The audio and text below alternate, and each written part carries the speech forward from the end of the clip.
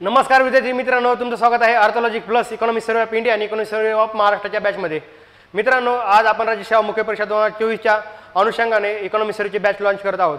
मित्रांनो, तुम्ही जर पीआयक्यू जर अनालिसिस केलं की तुम्हाला असं जाणवलं की राज्य सेवा मुख्य परीक्षा 2022 असेल किंवा राज्य सेवा मुख्य परीक्षा 2023 यामध्ये GS3 आणि GS4 मध्ये इकॉनॉमिक सर्वेमधून क्वेश्चन जे आलेले जे प्रमाण आहे ते वाढलेलं दिसतं। जवळपास मिनिमम 30 ते 35 क्वेश्चन त्यामध्ये तुम्हाला आलेले दिसतील। तर आपल्या आज आपण बॅचची वैशिष्ट्ये काय आहेत, बॅच आणि आलेले 23चे क्वेश्चन कसे होते किंवा येणारे क्वेश्चन कसे असतील किंवा आतापर्यंतच्या 12-23 मध्ये इकॉनॉमिक सर्वेमधून क्वेश्चन कसे आले ते तुम्हाला सांगणार आहे आणि इथून पुढे बॅच आपली कशी रन होणार आहे त्याही आपण गोष्ट डिस्कस करणार आहोत। तर पहिल्यांदा लक्षात ठेवा की आर्थोलॉजिक प्लस नाव कारण की इथून पुढे प्लस का नाव ठेवले लक्षात ठेवा मित्रांनो। प्लस म्हणजे काय तर तुमचे मार्क प्लसच होणार आहेत। मी इकॉनॉमिक सर्वे बघून तुमचं काही नुकसान होणार नाही आणि हे जी मी तुम्हाला श्योरिटी देतो की आपली बॅच ही 8 ते 10 घंटेची असणार आहे। त्यामुळे असं काही टेन्शन घेऊ नका की बॅच खूप मोठी आहे, लेंदी आहे आणि ह्या 8 ते 10 घंट्याचा फायदा नक्कीच तुम्हाला GS3 आणि GS4 मध्ये होईल याची मी शाश्वत देतो। त्यामुळे असं समजू नका की तुमचा वेळ वाया जाईल किंवा काही गोष्टी होईल, असं काही होऊ देणार नाही। प्रत्येक मिनिटाची काळजी मी घेणार आहे। आणि सगळ्यात महत्त्वाची गोष्ट इकॉनॉमिक सर्वे ऑफ महाराष्ट्र आणि इकॉनॉमिक सर्वे ऑफ भारतमध्ये मुलाचा एक शंका आहे की मित्र सर इकॉनॉमिक सर्वे महाराष्ट्रात 2023-24 करायचा की 24-25 करायचा। तर मित्रांनो, आपण राज्य सेवा मुख्य परीक्षा 2024 साठी महाराष्ट्राचा 24-25 घेणार आहोत कारण की वर्षभरात ज्या घडामोडी घडलेल्या आहेत त्या घडामोडी आपल्याला इकॉनॉमिक सर्वेमध्ये ॲज अ कलेक्शन स्वरूपात भेटणार आहेत। त्यामुळे लक्षात ठेवा की आपल्याला 24 आणि 25चा इकॉनॉमिक सर्वे करणं क्रमप्राप्त ठरतं। आणि राहिला प्रश्न 23-24चा, तर मुलं म्हणते की पेपर तर अगोदर सेट झालेला होता आणि इकॉनॉमिक सर्वे महाराष्ट्राचा नंतर आलेला होता। तर मित्रांनो, घाबरू नका, काही चेंजेस झालेले नाहीत, मायनर चेंजेस झालेले आहेत। 23-24 मध्ये जो इकॉनॉमिक सर्वे आहे ॲज इट इज तसा 24-25 मध्ये आलेला आहे। थोडेफार मायनर चेंजेस आहे, ते मायनर चेंजेस काय झाले ते तुम्हाला बॅचमध्ये सांगणारच आहे आणि काही जुना डाटा आहे तोही तुम्हाला 23-24 मधला मी घेण्याचा प्रयत्न इथे करणार आहे। त्यामुळे तुम्ही घाबरू नका। जसं की इकॉनॉमिक सर्वेमध्ये मागच्या आनंदाचा शिधा होता, आनंदाचा शिधा कोणत्या दिवशी दिला, तो किती प्रमाणात होता, राष्ट्रीय पोषण आपलं जे अभियान आहे किंवा नॅशनल फूड सिक्युरिटी ॲक्ट 2013 आहे त्या अंतर्गत तो दिलेला होता। मग त्याचं काय वैशिष्ट्य होतं ते आपण जेव्हा तो टॉपिक डिस्कस करू त्यावेळेस पाहू। त्यामुळे तुम्ही असं घाबरू नका की 23-24चा करायचा का 24-25चा करायचा। 24-25चा करूया, त्यातून आपलं एक प्रकारे करंट अफेअरच्या रिव्हिजन झाल्यासारखं होईल आणि 23-24 मधून काय ज्या गोष्टी आपल्या 24-25 मध्ये नाही 23-24 मध्ये ज्या आहेत त्या आपण पॅरलल घेणार आहोत। त्यामुळे तुम्ही निश्चय करावा। आणि राहिला प्रश्न की भारताचा काही प्रॉब्लेम नाही कारण की तो अगोदरच आलेला होता, त्यामुळे त्याच्यात क्वेश्चन फ्रेम व्हायचा अगोदर तो आलेला होता, त्यामुळे त्याचं काही प्रॉब्लेम नाही, राहतो फक्त महाराष्ट्राचा। त्याच्याबद्दलही तुम्हाला आता तुमचा डाऊट क्लिअर केलेला आहे।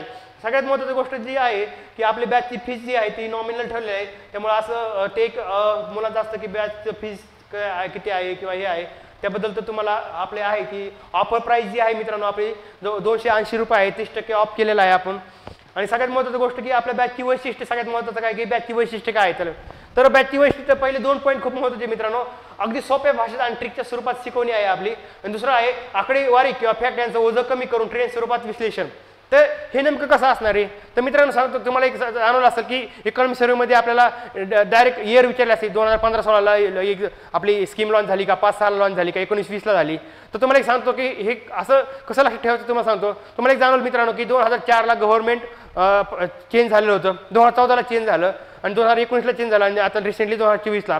तर तुम्हाला एक जाणवलं असेल की एक पॉलिटिकल अम्बिशन असते, कोणतंही गव्हर्नमेंट जेव्हा सत्तेमध्ये येतं त्याच्या पुढच्या वर्षी समजा 2004ला जर गव्हर्नमेंट सत्तेमध्ये आलं तर 5-6ला त्याचा योजनाचा त्याचा सगळा धुमधडाका चालू असतो। म्हणजे जास्तीत जास्त करण्याचा प्रयत्न, म्हणजे जास्तीत जास्त इफिशियन्सी कसं आहे किंवा आमचे पॉलिटिकल अम्बिशन किंवा म्हणायचं की प्रशासनामध्ये कसं काम करण्याची आमची पद्धत आहे ते सुरुवातीला आल्यानंतर ते दाखवण्याचा त्यांचा प्रयत्न असतो आणि ते काय आणि पुढच्या 5 वर्ष आम्ही कसं रन करणार आहोत हे ते अलीकडल्या 2 वर्षामध्ये ते सांगण्याचा प्रयत्न असतो आणि त्या दृष्टीने योजना आणि स्कीम आपल्याला आखलेल्या दिसतील।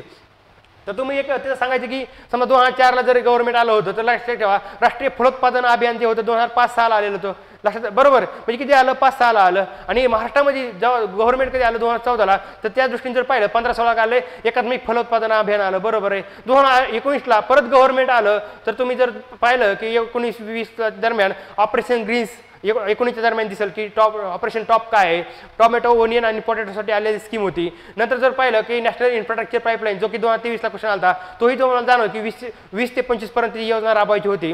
तुम्हाला एक जाणवलं असेल राष्ट्रीय कृषी विकास योजना जी की आपल्याला 2007-8 मध्ये आलेली दिसते आणि राष्ट्रीय कृषी विकास योजनेचं जे नाव चेंज झालेलं आहे 22-23 मध्ये ते एक जाणवलं असेल। तर 22-23 काय इयर तर लक्षात ठेवा इकॉनॉमिक सर्वेमध्ये जर जाणवलं की ॲग्रिकल्चर रिलेटेड ज्या योजना होत्या तर त्या सगळ्या 22-23च्या आसपास तुम्हाला दिसतील काही रिफॉर्म झालेले, कारण की शेतकऱ्याचं उत्पन्न डबल करणं हे सगळ्यात मोठं मोटिव्ह होतं गव्हर्नमेंटचं, ते लक्षात ठेवा. मग 2022 इयर हे काय ते खूप महत्त्वाचं होतं आणि त्या रिलेटेडच तुम्हाला क्वेश्चन आलेले दिसतील. मग राष्ट्रीय विकास योजनेचं नाव 22-23 ला चेंज झालेलं दिसेल आणि बाकीची काही योजना असतील त्याही तुम्हाला त्या दरम्यान दिसतील. बघा आपले जे राष्ट्रीय पीक विमा योजना आहे ती पण तुम्हाला 2016 ला दिसेल. अशा बऱ्याच गोष्टी आहेत की तुम्हाला त्या लिंक करता येतील. त्यामुळं अशा काही गोष्टी आहेत की कशा लक्षात ठेवायच्या तेही तुम्हाला मी बॅच चालू असताना एक जसं लेक्चर पुढे जाईल तसं प्रत्येक योजना कशी लक्षात ठेवायची आणि PYQ मधील काय योजनाचा संदर्भ तिथं आल्यानंतर त्याही गोष्टी तुम्हाला मी तिथं डिस्कस करणार आहे. राहिला प्रश्न आता रँकिंग असतं, आकडेवारी असतील. तर रँकिंग कसं की समजा देशामध्ये मांस उत्पादन जे आहे त्यामध्ये भारत 3ऱ्या क्रमांकाला आहे, दूध उत्पादनात 5व्या क्रमांकाला आहे आणि अंडी उत्पादनात 7व्या क्रमांकाला आहे.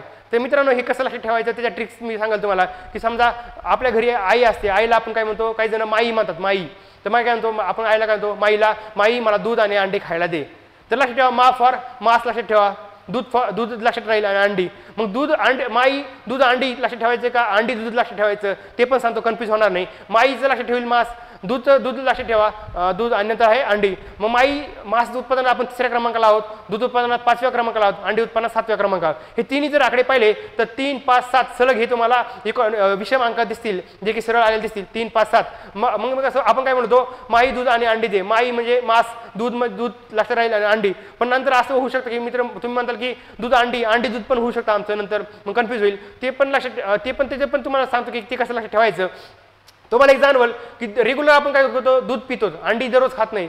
मग दूध आधी अगोदर घ्या. म्हणजे दूध आपल्या दररोजच्या जीवनाचा भाग आहे. चहा पिताना दूध लागतं, दूध आपल्याला भाकरीसोबत चपातीसोबत पण खातो दूध.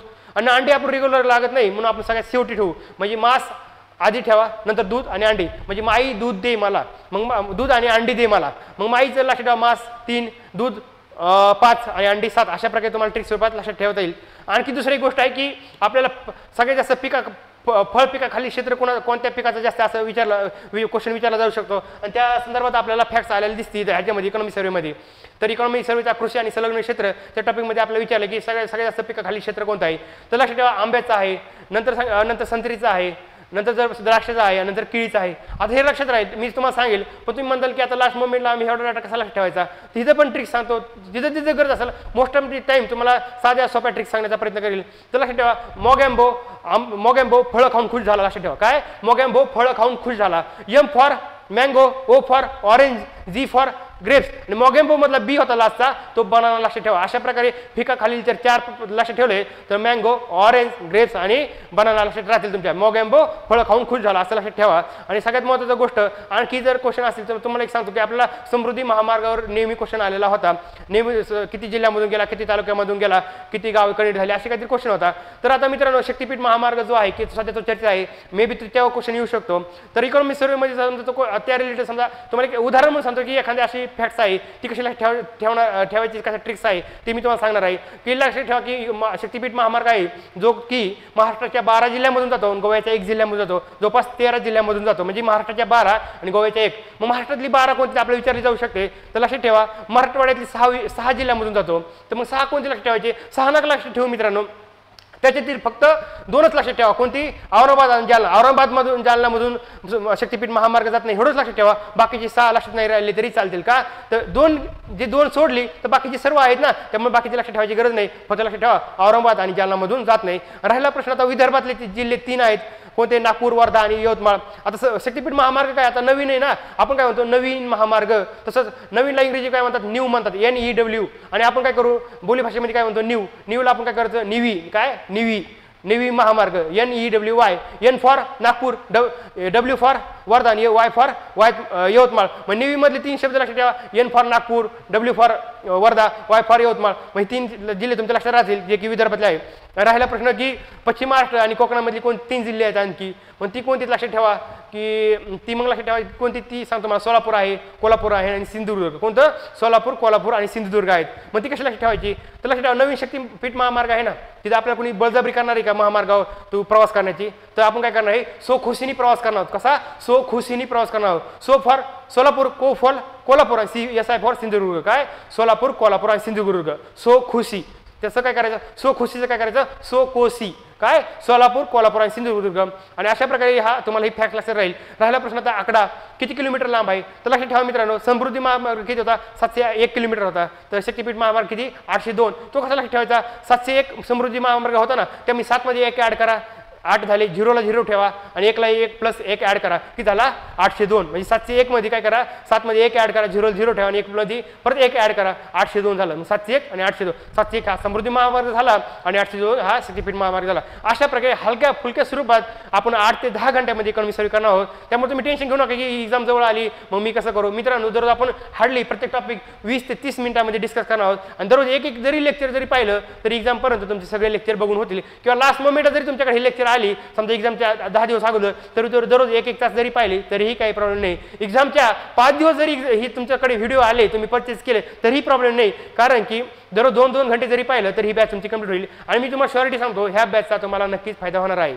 आणि राहिला प्रश्न यायचा की आता ठीक आहे तुम्ही सांगताला आमचं तो तात्पुरतं लक्षात राहील, तरी मी मित्रांनो सांगतो तुम्ही एकदा बॅच जरा लवकर पाहिली, नंतर 2च्या स्पीडने डबल एकदा जरी पाहिली तरी काही प्रॉब्लेम नाही. किंवा असं पण करू शकता, एकदा बॅच पाहणं आणि हायलाईट स्वरूपात जे आपल्या PDF मी आपल्या बॅच प्रत्येक लेक्चर नंतर टाकणार आहे, एक एक्झाम नंतर एक्झामच्या अगोदर 2-4 दिवस अगोदर जस्ट स्क्रोल जरी केला आहे, जरी झरस नाही जरी काढला तरी काही प्रॉब्लेम नाही. जस्ट मोबाईलमध्ये जेवताना किंवा इकडे तिकडे जाताना किंवा झोपताना स्क्रोल जरी केला तरी खूप सफिशियंट आहे. आता पाहूयात की इकॉनॉमी सर्वेचं आपली बॅच डिस्कस केली, बॅचचे वैशिष्ट्य आणि प्रवेश घेण्यासाठी आपला जो संपर्क आहे 93 59 96 82 56 यावर मला कॉल करू शकता किंवा मेसेज करू शकता. किंवा टेलिग्राम आयडी आहे @yogi_gs4 असं ह्याच्यावर तुम्ही मला मेसेज करू शकता. आता इकॉनॉमी सर्वे महत्त्वाचं काय आहे तर लक्षात ठेवा, आपण डिस्कस केलं की मिनिमम 30 ते 35 क्वेश्चन तिथं आलेले दिसतील. आणि सगळ्यात महत्त्वाची गोष्ट जी आहे ना, सर्वेमध्ये ज्या योजना कार्यक्रम मिशन यांचा उल्लेख असतो त्यावर आपल्याला प्रश्न आलेले दिसतील. बऱ्याच मुलांचं असतं की एवढ्या मोठ्या योजना आहेत, एवढे मोठे फॅक्ट्स आहेत, एवढ्या मोठे करंट इव्हेंट आहे, मग आम्ही करायचं तरी काय. तर मित्रांनो, माझं एक ऑब्झर्वेशन आहे, 2022 ते 23चे क्वेश्चन डिस्कस, म्हणजे मी जेव्हा POQची बॅच घेतली आपली POQच्या बॅचमध्ये मी मुलांना तिथं पण सांगितलं की माझं एक ऑब्झर्वेशन असं जाणवलं की 2012-23 मध्ये की ज्या गोष्टीचा उल्लेख इकॉनॉमी सर्वेमध्ये जास्त झालेला असतो किंवा ज्या गोष्टीला जास्त वेटेज दिलं असतं किंवा ज्या गोष्टीचा सारखा उल्लेख किंवा त्याचं मेन्शन केलं असतं त्या गोष्टीवर जास्त क्वेश्चन आलेले दिसतात. किंवा वर्षभरात जे म्हणजे आपलं जे गव्हर्नमेंट आहे, गव्हर्नमेंटमध्ये किंवा मुख्यमंत्री असतील किंवा आदरणीय आपले पंतप्रधान असतील, त्यांनी ज्या ज्या गोष्टींचा जास्त उल्लेख केलेला आहे त्या गोष्टींचा वर क्वेश्चन आलेले दिसतील. आणि ज्या गोष्टीचा उल्लेख केला असतो त्या गोष्टी तुम्हाला इकॉनॉमी सर्वेमध्ये दिसतील. म्हणजे एक पॉलिसी मेकिंग करत असताना आपल्याला काय की इकॉनॉमी सर्वे हा आपल्याला एक पॉलिसी मेकिंगचा एक ड्राफ्ट आहे.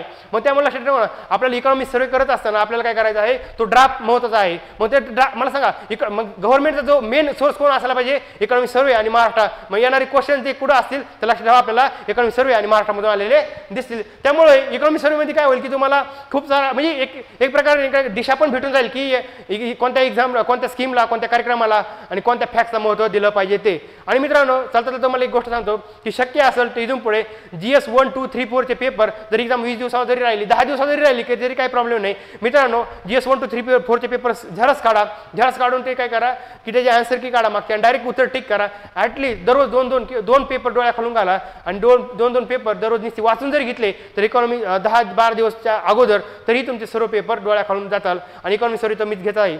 मी माझ्या बॅचला POQच्या बॅचमध्ये पण ते सांगितलं, कळकळीने सांगतोय मित्रांनो, तुमच्या येणाऱ्या रिझल्टमध्ये इकॉनॉमी सर्वे आणि POQ खूप डिसाइडिंग फॅक्टर आहे. तुम्ही म्हणता POQची बॅच तुम्ही घेता, इकॉनॉमी सर्वेची बॅच तुम्ही घेता, तुमची बॅच घेण्यासाठी तुम्ही हे बोलता. मित्रांनो, तसं काय नाही. तुम्ही स्वतः POQ अनालिसिस जर केलं आणि जर सर्वे जर पाहिला, तुम्हाला असं जाणवलं की 23च्या अगोदर 23चा पेपर बघा आणि 2012 ते 22चे पेपर बघा, तर तुम्हाला असं जाणवलं की 2012 ते 22चे पेपर बऱ्यापैकी POQ जवळपास 45+ POQ 23मध्ये रिप्लेस झाले दिसतील आणि बऱ्यापैकी क्वेश्चन इकॉनॉमी सर्वेमधून तुम्हाला आलेले दिसतील.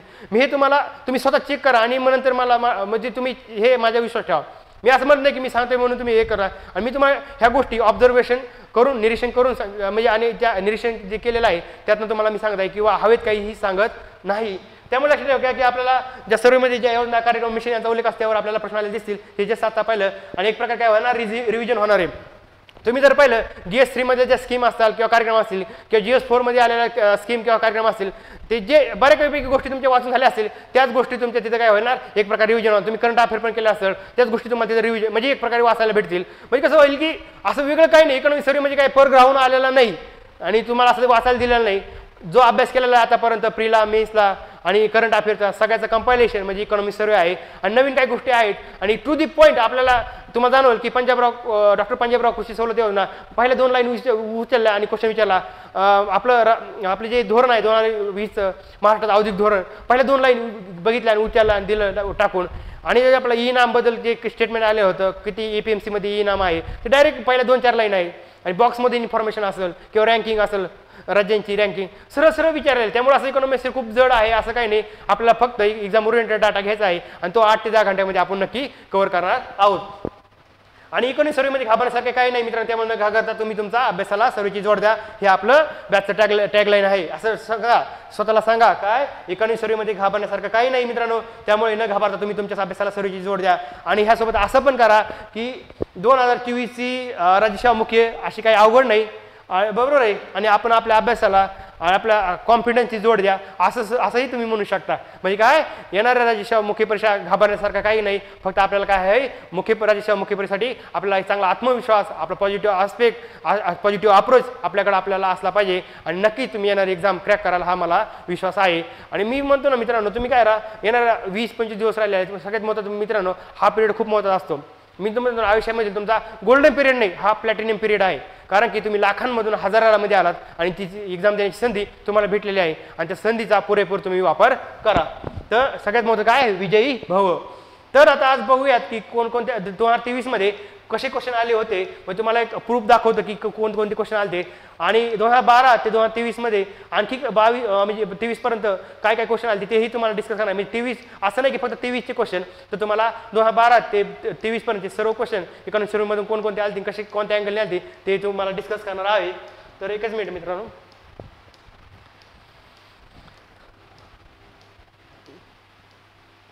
तर बघा हा क्वेश्चन होता 2023चा आज आपण जे क्वेश्चन बघणार होते जवळपास हे जे घेतले 9-10 क्वेश्चन तुम्हाला इकॉनॉमिक सर्वे आपल्या राज्यसेवा मुख्य परीक्षा 2023 GS4 मधले आहेत मुंबई नागपूर समृद्धी महामार्ग कॉरिडॉर डेड जिल्ह्यामधून जातो हा क्वेश्चन कॅन्सल झालेला क्वेश्चन होता मित्रांनो तर लक्षात ठेवा 10 जिल्हे 26 तालुके आणि 392 खेडी अशामधून तो महामार्ग जातो direct line to line question आलेला होता लक्षात ठेवा बघा हिंदू हृदय सम्राट बाळासाहेब ठाकरे महाराष्ट्र समृद्धी महामार्ग किती 10 जिल्हे 26 तालुके 392 गावांमधून लक्षात ठेवा मित्रांनो हे टायटल आहे टायटल मधल्या फक्त 2 लाईन विचारलेल्या आहेत काय टायटल आणि खालचं सुद्धा विचारलं नाही प्रत्येक क्वेश्चन असं झालेलं आहे फक्त टायटलच्या खाली 2 लाईन विचारल्यात आयोगाने जास्त क्रिटिकल किंवा अशा अवघड गोष्टी करून ठेवलेल्या नाही सगळं सोपं आहे फक्त आपण करत नाहीत मित्रांनो दुसरा क्वेश्चन आहे मे 2021 मध्ये भारत सरकारने प्रधानमंत्री मत्स्य संपदा योजना सुरू केली आणि दुसरा आहे प्रधानमंत्री मत्स्य संपदा योजना 2021 ते 25 या 5 वर्षात फक्त सर्व राज्यांमध्ये राबवली जाणार आहे तर मित्रांनो तुम्हाला एक जाणवल की लक्षात ठेवा की हाही क्वेश्चन टाका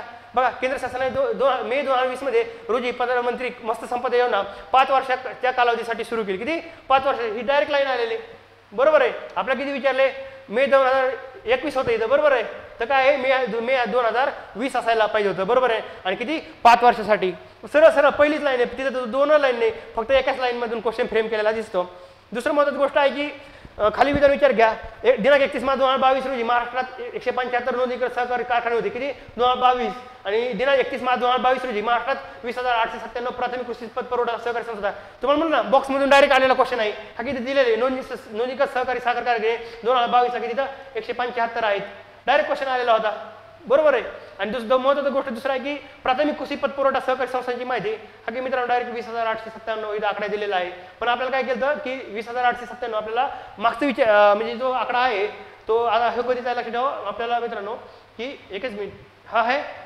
21चा होता 20,897 हा आता 21चा होता आणि आपलं काय विचारलंय 22चं आपल्याला जर माहित असतं 21 मध्ये 20,897 होतं तर तुम्ही एक क्वेश्चन रॉंग केला हे ऑप्शन रॉंग केला असता म्हणजे डायरेक्ट आणि चार्ट मध्ये जी माहिती विचारली ती डायरेक्ट बघा तुम्ही जर पाहिलं असेल की डायरेक्ट पहिलं चार्ट चालू झाल्या पहिले जे हे आहे पहिला जो चार्टचा पहिला जो पॉईंट आहे त्यावर क्वेश्चन आलेले दिसतील म्हणजे तुम्ही हायलाइट लाईनची पहिली दुसरी लाईन किंवा चार्टची पहिली दुसरी लाईन इथनच क्वेश्चन तुम्हाला आलेले दिसतील नंतर नेक्स्ट क्वेश्चन महाराष्ट्र शासनाने मार्च 2021 मध्ये कारवान पर्यटन धोरण मंजूर केले आणि दुसरा आहे कारवा पर्यटन धोरण 2021 अंतर्गत स्कुबा डायव्हिंग वॉटर रॅफ्टिंग आणि ट्रेकिंग यांचा समावेश होतो काय महाराष्ट्र शासनाने मार्च 2021 मध्ये कारवान पर्यटन धोरण मंजूर केले आणि दुसरा आहे कारवान पर्यटन धोरण 2021 अंतर्गत स्कुबा डायव्हिंग वॉटर रॅफ्टिंग आणि ट्रेकिंग यांचा समावेश होतो तर मित्रांनो लक्षात ठेवा की डायरेक्ट क्वेश्चन आलेला आहे की कॅरवन पर्यटन धोरण डायरेक्ट चॅटमधून विचारलंय. आणि कॅरवन पर्यटन कायसाठी होतं? दुर्गम ठिकाणी कोणत्याही कायमस्वरूपी बांधकामास माने असलेले राखीव ठिकाणे आणि समृद्ध किनारा, ऐतिहासिक किल्ले, पर्वतरांगा इत्यादी ठिकाणी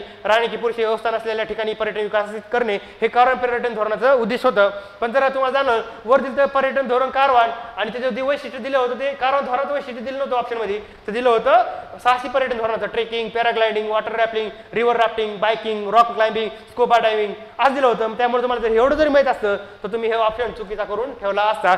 सरळ इतकं सरळ क्वेश्चन आहे. त्यामुळे तुम्ही विनाकारण आपल्या इकॉनॉमिक सर्वेला घाबरण्याचं काही कारण नाही. आपण विचारलं की सन 2021-22 मध्ये भारतातील कृषी क्षेत्रासाठी संस्थात्मक स्रोत निधी दिलेल्या कर्जानुसार खाली क्रमवारीनुसार जोड्या जुळा. पहिला आहे सहकारी वित्तीय संस्था, दुसरा आहे अनुसूचित व्यवसाय बँक, तिसरा आहे प्रादेशिक बँक, ग्रामीण बँक. म्हणजे कुणाला सगळ्यात जास्त कर्ज दिलं ते रँकिंग लावा. तर विचार मित्रांनो तर जाणवलं असेल की वेगळा अनुसूचित व्यापारी बँका, प्रादेशिक ग्रामीण बँक आणि महाराष्ट्र राज्य सहकारी बँक व जिल्हा मदत बँक. तुम्हाला जाणवलं की अनुसूचित वाणिज्य बँका सगळ्यात जास्त कर्ज दिलेलं दिसतं तुम्हाला 23-24 बघा. नंतर पाहिलं 2 नंबरला तर महाराष्ट्र राज्य सहकारी व बँक व जिल्हा मदत वरती सहकारी बँक ह्याला 2 नंबरला कर्ज जास्त दिलं जातं. आणि RRB जो होता ते 3 नंबरला सगळ्यात जास्त. रँकिंग जर पाहिलं तर पहिल्यांदा कोणाला अनुसूचित वाणिज्य बँक आहे आणि नंतर आहे दुसरा जे रँक आहे महाराष्ट्र राज्य सहकारी बँक व जिल्हावरती सहकारी बँक आहे आणि तिसरा आहे प्रादेशिक ग्रामीण बँक. इतकं सरळ क्वेश्चन आलेले तुम्हाला दिसतील की हा रँकिंग विचारलं होतं. नंतर आहे त्रैवार्षिक सरासरी दरम्यान एकूण तृणधान्याच्या प्रति हेक्टर उत्पन्नाच्या किलोग्राम संदर्भात खाली राज्याची चढती क्रमाने मानल्या. काय तृणधान्याबद्दल ती रँकिंग विचारलं होतं. मित्रांनो बघा ही डायरेक्ट विचारलंय. पहिलाच आहे तृणधान्य आणि ही रँकिंग. बघा तृणधान्य रँकिंग भविष्यामध्ये आपल्याला कडधान्य विचारलं जाऊ शकतात, तेलबिया विचारलं जाऊ शकतात, कापूस विचारलं जाऊ शकतात, वीज.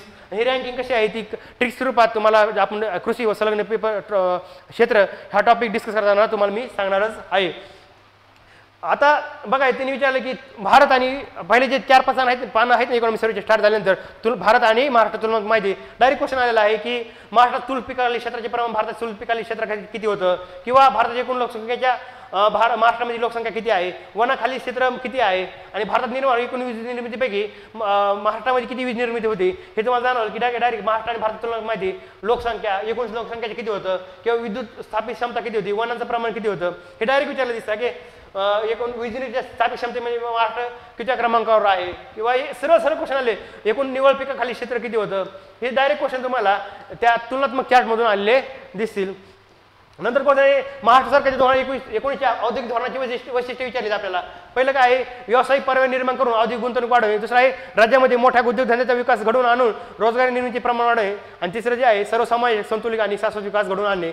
तर मित्रांनो तुम्हाला जाणवलं की तिचं जे हे जे बघा तुम्हाला जाणं व्यावसायिकरित्या पोषण वातावरण निर्माण करून औद्योगिक गुंतवणूक आकर्षित करण्यात राज्याचे आघाडीचे स्थान अबाधित राखणे, प्रामुख्याने सूक्ष्म लघु मध्य उद्योगांना प्रोत्साहन देऊन रोजगार निर्मितीच्या उच्च स्तर कायम राखणे. ह्या पहिल्या 2 लाईनवरती क्वेश्चन आले मला जे म्हणलं हायलाईट प्लस 2 लाईन म्हणजे हायलाईट केलेला मुद्दा आणि त्या खालच्या 2 लाईन एवढंच करायचं आपल्या खालचा पण विचार नाही. आणि चार्टमध्ये पहिला जो मुद्दा असतो क्रमांक 1 नंबर तिचा क्वेश्न आलेला दिसेल तुम्ही जर पाहिलं मागे. तर बघा व्यावसायिक पर्याय निर्माण करून औद्योगिक गुंतवणूक वाढवणे बरोबर आहे आणि राज्यामध्ये मोठ्या उद्योगधंद्याचा विकास घडवून आणून रोजगार निर्मिती प्रमाण वाढणे. मोठ्या उद्योगधंद्याचा नाही तर सूक्ष्म लघु उद्योग आपण इथं पाहिलेलाच आहे. बघा सूक्ष्म आणि लघु उद्योग दुसऱ्या लाईनलाच आहे. त्यामुळे लक्षात ठेवा की आणि संतुलित सर्वसामायिक संतुलन आणि शाश्वत विकास घडवून आणणे बरोबर आहे दिलेलं नाही सगळं. बघा तिसरी लाईन होती सर्वसामायिक प्रदेशात संतुलित आणि पर्यावरणदृष्ट्या शाश्वत विकास घडवून आणणे. म्हणजे मला जाणवलं असं की डायरेक्ट क्वेश्चन आपल्याला इकॉनॉमिक सर्वेमधून आले दिसते आणि सरळ आले असं घाबरण्याचं कारण नाही.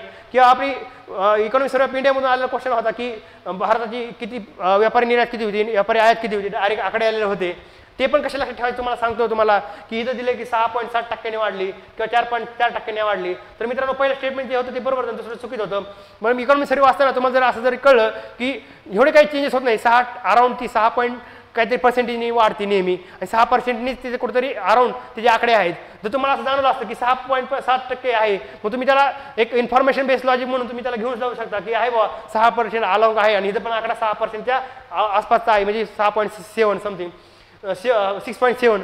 मग लक्षात ठेवा की इथं तुम्ही ह्याला क्वेश्चनला बरोबर घेऊन जाऊ शकता. पण खाली जर विचारले 4.4% तुम्हाला माहिती की 6% अराउंड काहीतरी चेंजेस होतात. मग 4.4 खूपच कमी आहे. मी 100% हा क्वेश्चन ऑप्शन चुकीचं असू शकतं हे तुम्ही गॅरंटी सांगू शकता. त्यामुळे लक्षात ठेवा की तो ट्रेंड आहे. मग ट्रेंड कसा होता 6% होता 7% होता काय होता हे आपण ट्रेंडच्या स्वरूपात इन्फॉर्मेशन बघणार. त्यामुळं ॲक्च्युअली आकडे जरी नाही असले पण ट्रेंड जर माहीत असलं तर आपल्याला उत्तर काढता येईल. अशा प्रकारे नंतर लक्षात ठेवा की आपल्याला आतापर्यंत जी क्वेश्चन जर पाहिली तर मित्रांनो की कशा प्रकारे 23ला क्वेश्चन आले होते आणि 2012 ते 22 मध्ये आणखी काय 23 आणखी कसे क्वेश्चन आले होते ते आपण डिस्कस करणार आहोत. विविध एक्झाममध्ये इकॉनॉमिक सर्व्हिसमधून कसे क्वेश्चन आले ते. तर 30 सेकंदाचा थोडं पाणी पिण्यासाठी ब्रेक घेत आहे. एकच मिनिट.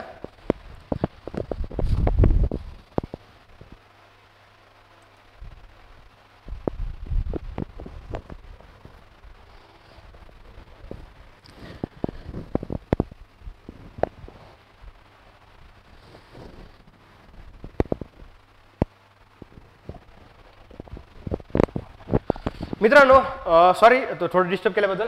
तर पहिल्यांदा लक्षात ठेवा की आपल्याला विचारलं पशुसंवर्धन पशुगणना.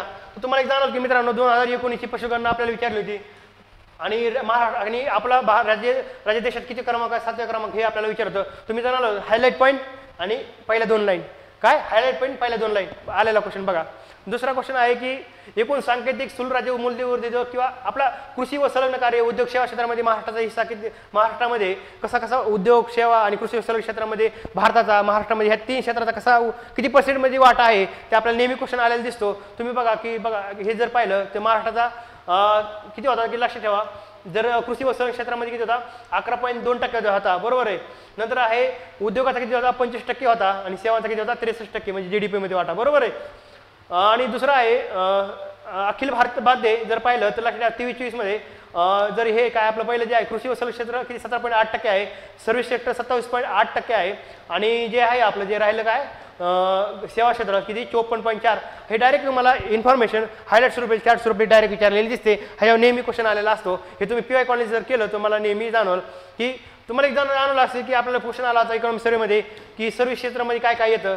तर हा बघा डायरेक्ट आहे व्यापार दुरुस्ती हॉटेल व उपग्रह हे काय येतात सेवा क्षेत्रामध्ये येतात. म्हणजे जर तुम्ही जर पाहिलं कृषी व संलग्न क्षेत्रामध्ये काय येतं हे आपण वाचून घेतलं पाहिजे. पर्यायामध्ये 4 ऑप्शन आवश्यक 4-5. उद्योगामध्ये काय काय समावेश होतं हे पण पाहू शकतो आणि आपल्या सेवामध्ये काय समावेश होतं आपण पाहिलंच आहे व्यापार दुरुस्ती हॉटेल उपग्रह. डायरेक्ट म्हणजे पर्सेंटेज नाही विचारलं त्यामध्ये घटक विचारले होते. मग तुम्हाला बघा हे हायलाइट स्वरूपाला डॉट आहे वरचा. नंतर आहे 13वा 14वा 15वा वित्त आयोगाच्या सेपरेट निवडक राज्यांकरता केंद्रीय करातील हिस्सा विचारलेला आपला.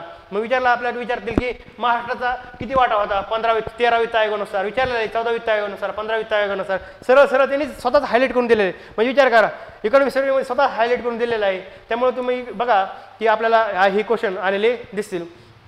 नंतरचा डॉक्टर पंजाबराव देशमुख व्याज सवलत ना मित्रांनो आलेले पहिल्या 2च लाईनी आल्या त्या की अल्पमुदतीचे आहे पीक कर्ज होतं काय होतं शेतकऱ्यांना प्रोत्साहन देण्यासाठी होते. हा पण क्वेश्चन PYQ आहे मित्रांनो. नंतर आहे प्रधानमंत्री किसान सन्मान निधी असेल किंवा शेतकरी महासन्मान निधी योजना असेल प्रधानमंत्री किसान मानधन योजना असेल ह्यावेळी आपल्याला क्वेश्चन आलेले विविध एक्झाममध्ये दिसतील. किमान आधारभूत किंमत काय आहे हे पण आपल्याला नेहमी आपल्याला दिसतं. आणि लक्षात ठेवा की आपल्याला किमान आता काही बघा इथं दिलेलं आहे की आपल्याला ह्याच्यावर क्वेश्चन येऊन 100% येऊ शकतो की विविध पिकांच्या MSP काय आहेत मिनिमम सपोर्ट प्राइस किती आहेत बघा. गव्हाला किती ज्वारीला किती मक्याला किती तुरीला किती उडीदला किती सोयाबीनला किती कापसाला किती अशा प्रकारे ह्या MSP कशा आहेत ते रँक विचारलं जाऊ शकतं की सगळ्यात जास्त कोणाला सगळ्यात कमी कोणाला किंवा डायरेक्ट आपल्याला इकडे पिकं देतील 4 पिकं ते पुढं आपल्याला ते MSP किती आहे 2300 आहे 2400 रुपये आहे किंवा 4500 रुपये आहे. मग आपल्या जोड्या जुळवामध्ये आपल्याला नेहमी क्वेश्चन आले दिसते सरळ विचारले मित्रांनो बघा चार्ट सरळ आलेला दिसतो. तुम्ही जर पाहिलं 23ला इनाम बद्दल क्वेश्चन विचारला होता इनाम बद्दल की किती राज्यातील किती APMCच्या मार्केटमध्ये इनामचा वापर होतोय. तर लक्षात ठेवा 133 कृषी उत्पन्न बाजार समित्यामध्ये इनाम अंतर्गत कार्यरत आहे किती 133.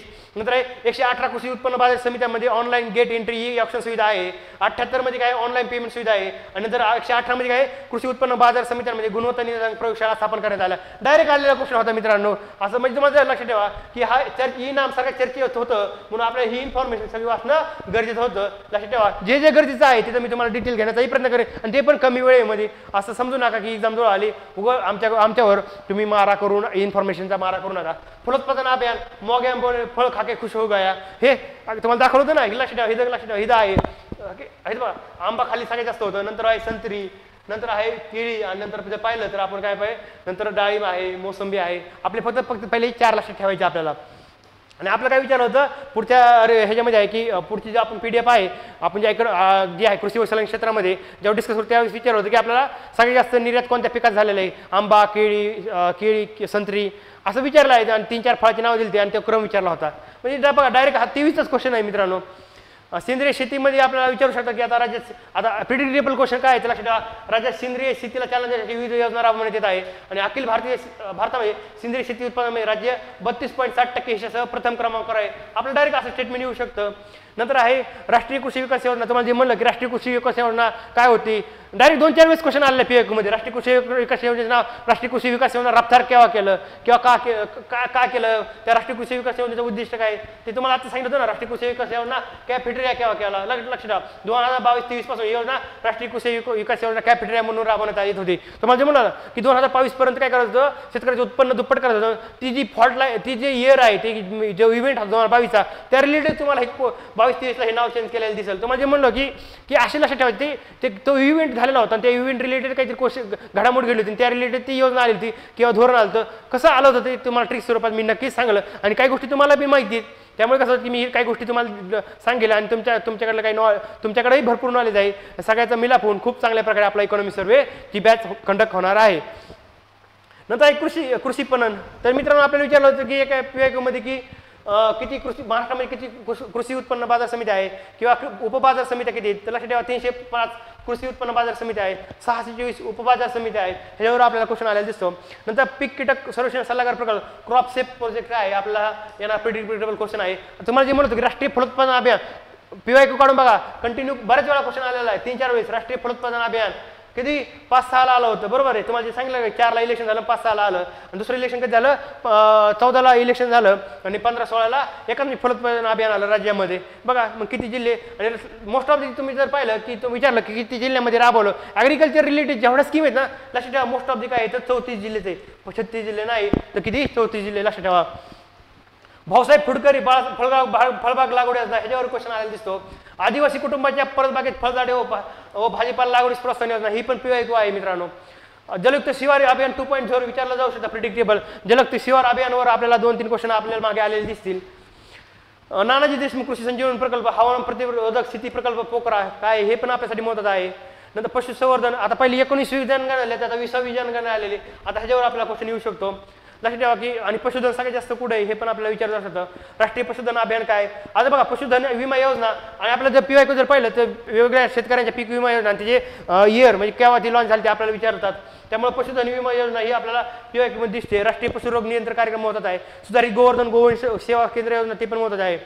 अशा प्रकारे जर पाहिलं तर सार्वजनिक आणि बघा संत तुकाराम वनग्राम योजना कधीची आहे 2006ची, बरोबर आहे. आपल्याला त्या रिलेटेड आपल्याला क्वेश्चन PYQ बघता येईल.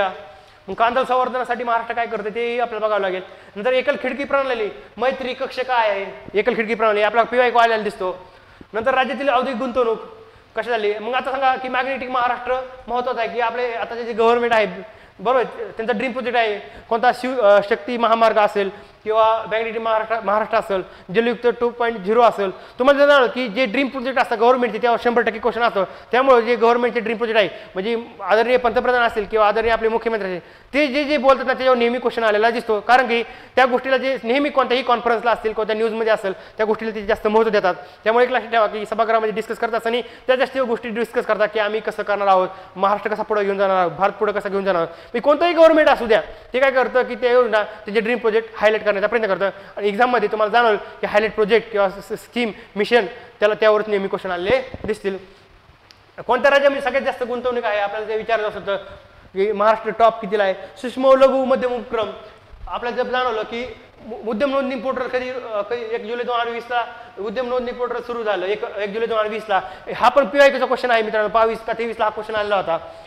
नंतर महाराष्ट्रातून निर्यात कशी होती बघा. आता तुम्हाला नेहमी हा क्वेश्चन प्री मेन्सचा सारखा असतो की क्रम लावा. सगळ्यात जास्त अभियांत्रिकी आहे का, अभियांत्रिकी आहे की, नंतर आहे रत्ने व आभूषणे, नंतर रसायने, कृषी व संलग्न क्षेत्र, औषधे, इतर. म्हणजे सगळ्यात जास्त निर्यात कायची होती ते आपल्याला क्रम विचारला असतो. महाराष्ट्र राज्य निर्यात प्रोत्साहन धोरण महत्त्वाचं आहे 2023 हे आपल्याला प्रिडिक्टेबल आहे. नंतर महाराष्ट्र औद्योगिक विकास महामंडळ MIDC डायरेक्ट मित्रांनो क्वेश्चन आला होता की हे जो MIDC आपल्यासाठी खूप महत्त्वाची. MIDCची स्थापना 62ला झाली, ऍक्ट होता 61चा. मग ते MIDCचे रिलेटेड किती MIDC महाराष्ट्रात आहे की किती औद्योगिक संकुले आहेत हे डायरेक्ट हा क्वेश्चन तुम्हाला हे आकडेवारी एक्झाममध्ये लाईन टू लाईन विचारलेली दिसते. आणि त्यामुळे हे काय तुम्हाला जे म्हणलं की जे हायलाइटेड गोष्टी आहेत त्या मी डिटेल घेईन आणि ते पण ट्रिक स्वरूपात असं आणि एकदम ट्रेंड स्वरूपात घेणार आहे. त्यामुळे तुम्ही घाबरू नका की आकडे कसे लक्षात ठेवायचे. तुम्हाला स्टार्टिंगला सांगितलं की कशा प्रकारे मी तुम्हाला ट्रिक सांगणार आहे. दिल्ली मुंबई औद्योगिक कॉरिडॉर कशाला दिल्ली मुंबई औद्योगिक कॉरिडॉरमध्ये महाराष्ट्रातील म्हणजे कोणकोणते घटक त्यामध्ये समाविष्ट आहे आपल्याला विचारलं होतं. सेंद्रा बिडकिंग असेल किंवा रायगड जिल्ह्यातील दिघी, डायरेक्ट क्वेश्चन आलेला आहे मित्रांनो. सिकरवर जिल्हा मध्यवर्ती बँक कितीत मित्रांनो, तर 31. हा डायरेक्ट स्टेटमेंट होतं किती 31 जिल्हा बँक आहेत. म्हणजे अशा प्रकारे तुम्ही जाऊन पाहू शकता. ऊर्जेची सापेक्ष क्षमता किती आहे त्याबद्दल विचारलं, नेहमी आलेला क्वेश्चन दिसतो आपल्याला. तर लक्षात ठेवा. नंतर वाहतूक व दळणवळण, भूपृष्ठ, रस्त्यांचा आहे. डायरेक्ट विचारलं की महाराष्ट्रामध्ये राष्ट्रीय महामार्गाची लांबी किती आहे, राज्य महामार्गाची लांबी किती आहे. पीवायक्यू बघा मित्रांनो, डायरेक्ट पीवायक्यू आलेले दिसतील. प्रधानमंत्री उज्ज्वला योजना आपल्याला क्वेश्चन नेहमी आलेले दिसतील. नंतर मुख्यमंत्री ग्राम सडक योजना, भारत परिवहन योजना, महाराष्ट्र राज्य म्हणजे हे दोन आपल्याला नेहमी ह्याच्यावर प्रिडिक्टेबल क्वेश्चन आहे की 100% येऊ शकतात. नंतर हिंदुराजाई बाळासाहेब ठाकरे महाराष्ट्र समृद्धी महामार्ग इथं येऊन गेला, आपण पाहिलं पीवायक्यू. नंतर रो सेवा काय होती, सागरमाला प्रोजेक्ट काय आहे, हे एक कोणतरी एक्झामला हा पण क्वेश्चन येऊन गेलेला आहे. मग येणाऱ्या एक्झाममध्ये सागरमाला प्रोजेक्ट काय, रो सेवा काय आपल्याला विचारलं जाऊ शकतं. नंतर आहे उडान स्कीम बद्दल आहे आपल्याला विचारलं, एक्झाममध्ये येऊन झालेला आहे. भारत नेटने काय, अर्बन महानेट काय आपल्याला येणाऱ्या एक्झाममध्ये आपल्याला प्रिडिक्टेबल आहे. नंतर राष्ट्रीय शैक्षणिक धोरण, आता जर पाहिलं मित्रांनो, आता पण आपण इकॉनॉमिक्स GS4च्या दृष्टीने पाहिलं तर तुम्हाला एक विचारतो, आपल्याला विसरोचं जे भुवन आहे त्याबद्दल विचारलं होतं. भुवनचा उल्लेख आपला इकॉनॉमिक सर्व्हे ऑफ इंडियामध्ये आलेला होता, त्या रिलेटेड आपला डायरेक्ट क्वेश्चन आलेला होता. त्यामुळे तुम्हाला म्हणलं इकॉनॉमिक सर्व्हेमध्ये काही गोष्टी आहेत की सायन्स टेक्नॉलॉजी असेल किंवा सोशल स्कीम असेल, त्यामधल्या क्वेश्चनचा डायरेक्ट रिफ्लेक्शन तुम्हाला एक्झाममध्ये दिसतं. जर GS3च्या दृष्टीने पाहिलं की राष्ट्रीय शैक्षणिक धोरण काय आहे, एक प्रकारे तुम्ही वाचलेले, मग एक प्रकारे हिचं रिव्हिजन पण होणार आहे. मी राष्ट्रीय शिक्षण धोरणाचे उद्दिष्ट काय आहे, राष्ट्रीय शिक्षण धोरण कसं राबवणार आहे, किंवा समग्र शिक्षा काय आहे, दिव्यांग सामायिक शिक्षक कार्यक्रम काय आहे, किंवा प्रधानमंत्री पोषण शक्ती निर्माण योजना काय आहे. आपल्याला डायरेक्ट GS3च्या दृष्टीने पण आपल्याला इकॉनॉमिक सर्व्हेमधून असे क्वेश्चन आलेले दिसतील. प्रधानमंत्री उच्चतर शिक्षा अभियान काय आहे, तर आपल्यामध्ये राष्ट्रीय उच्चतर शिक्षा अभियान रुसा होतं, त्याचं आता चेंज करून काय झालंय, प्रधानमंत्री उच्चतर शिक्षा अभियान PM उषा झालेलं आहे. बरोबर आहे. आणि ते कधीपासून राबवण्यात येतं, त्याचं नाव कधी चेंज झालं आपल्याला विचारलं जाऊ शकतं. बघा डायरेक्ट क्वेश्चन आपल्याला विचारलं मित्रांनो. तुम्हाला सांगतो, जरी आयोगाने विचारलं इकॉनॉमिक सर्व्हेमध्ये क्वेश्चन, तुम्हाला डायरेक्ट सांगतो जननी सुरक्षा योजना काय हे स्टेटमेंट विचारतील, एवढंच विचारतील, ह्याच्या पुढे काहीच विचार नाही. मोस्ट ऑफ द वेळा असं झालेलं आहे. तो कारवान धोरण तुम्हाला विचारलं, BSEC धोरण विचारलं, इकडे त्यांचे नाव होती, एवढीच इन्फॉर्मेशन विचारलेली दिसते. त्यामुळे एखादी योजना करताना 2-3 पानं करण्याची काही गरज नाही, एक्झाम जवळ आले. त्यामुळे लक्षात ठेवा, इकॉनॉमिक सर्व्हेमधून ह्या योजना हायलाइट योजना तुमची एक प्रकारे रिव्हिजन पण होणार आहे. म्हणजे हा डाटा तुम्ही केलेला आहे आणि इकॉनॉमिक सर्व्हे करताना आणखी रिव्हिजन होणार आहे. आणि त्यासोबत तुम्हाला मी ट्रिक्स आणि टेक्निक्स पण सांगणार आहे, त्याचाही फायदा तुम्हाला फॅक्ट्स लक्षात ठेवण्यासाठी होईल. नंतर प्रधानमंत्री सुरक्षित मातृत्व अभियान काय, प्रधानमंत्री मातृवंदन योजना काय, नवसंजीवनी योजना काय, मातृत्व अनुदान योजना काय, हे पण तुम्हाला पाहता येईल. जननी सुरक्षा योजना काय, ह्याच्यावर पण नेहमी क्वेश्चन आलेले दिसतील. प्रधानमंत्री मातृवंदन योजनेवर क्वेश्चन आलेला दिसेल. बरोबर आहे. नंतर मिशन शक्ती काय आहे, नंतर संबल योजना काय, सखी वन स्टॉप सेंटर, महिला हेल्पलाईन, उज्ज्वला गृह, स्वतःगृह, GS3 बद्दल तुम्हाला नेहमी क्वेश्चन आलेले दिसतील. बरोबर आहे. महिला सक्षमी केंद्र, बेटी बचाव बेटी पढाव, नेहमी तुम्हाला क्वेश्चन दिसतील.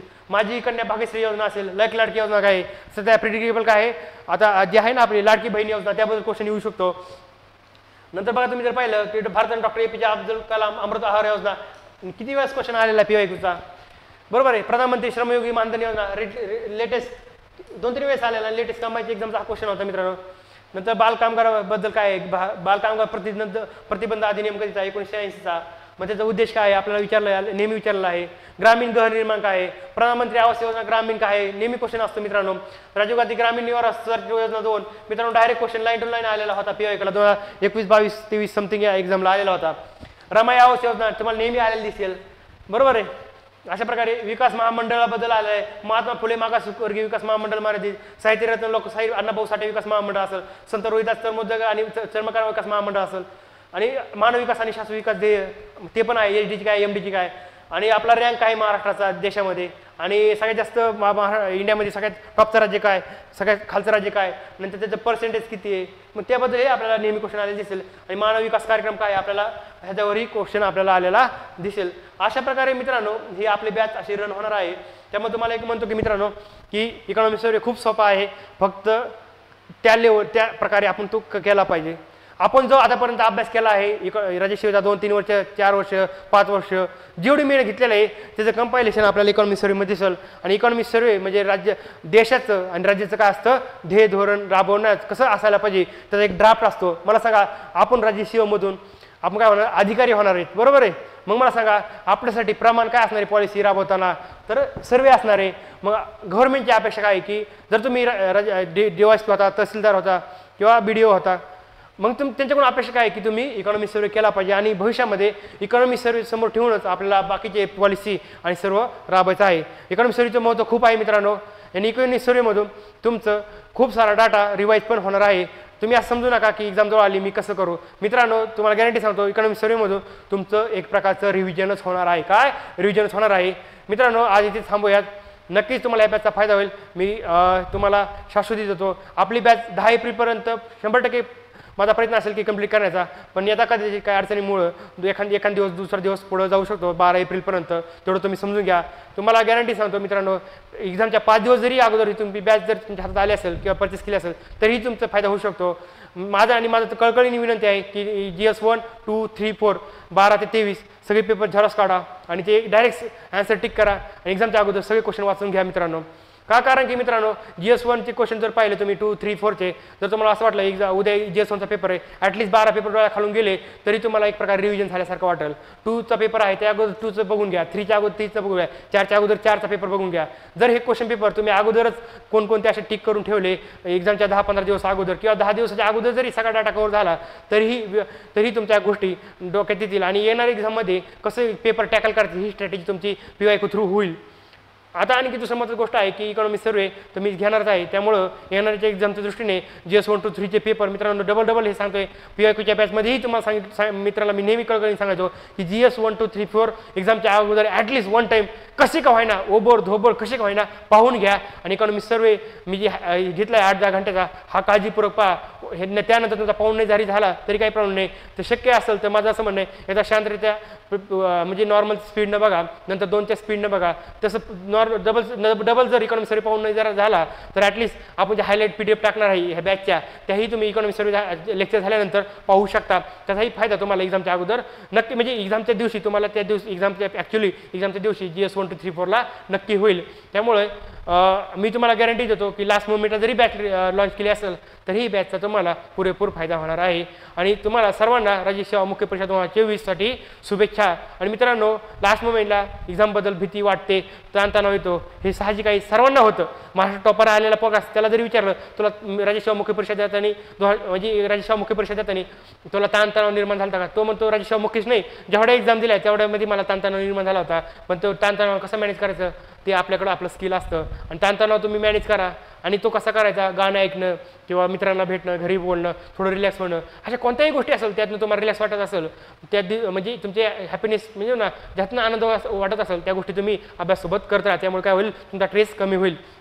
बऱ्याच गोष्टी आहेत एक्झामच्या शेवटच्या दिवशी एक्झामच्या शेवटच्या दिवसापर्यंत तुम्ही अभ्यास करत राहा. आणि एक्झामच्या अगोदर मी थोडा 5-10 मिनिटाचा एक व्हिडिओ टाकणार आहे एक्झाम ॲक्च्युअली कशी टॅकल करायची आहे किंवा एक्झामच्या दिवशी 3 दिवस काय करायला हवं त्याबद्दलही आपण डिस्कस करूया.